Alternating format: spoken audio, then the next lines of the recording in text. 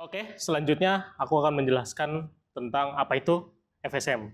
Bisa dilihat di modul, FSM sendiri ini merupakan model dari komputasional yang digunakan untuk merepresentasikan dan mengendalikan alur eksekusi sebuah program. Ya, intinya FSM ini menunjukkan alur dari sebuah program itu sendiri. Seperti yang kalian ketahui dan sudah kalian pelajari, yaitu ada flowchart. Dimana kan kalau flowchart itu dari atas sampai ke bawah itu menunjukkan alur dari program tersebut.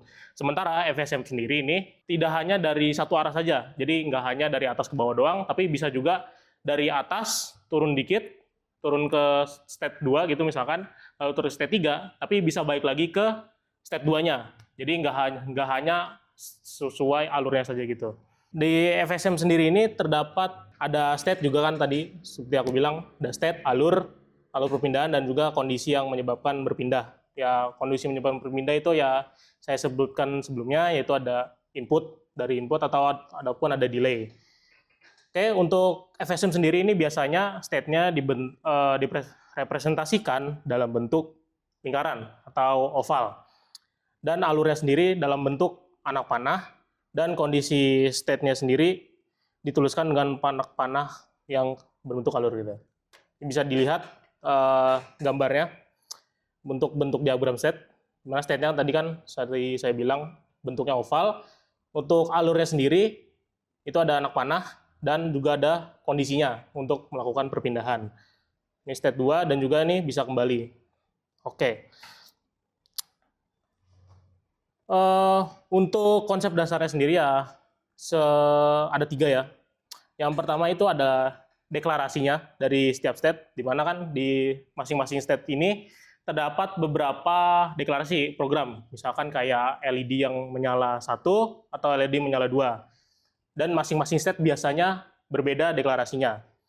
Lalu untuk yang kedua adalah seleksi kondisinya, di mana seleksi kondisi ini untuk melakukan sebuah perpindahan state ya, bisa dilihat sendiri. Di sini ada seleksi kondisi untuk melakukan perpindahan dari 1 ke 2. Dan untuk seleksi kondisi ini bisa macam-macam ya.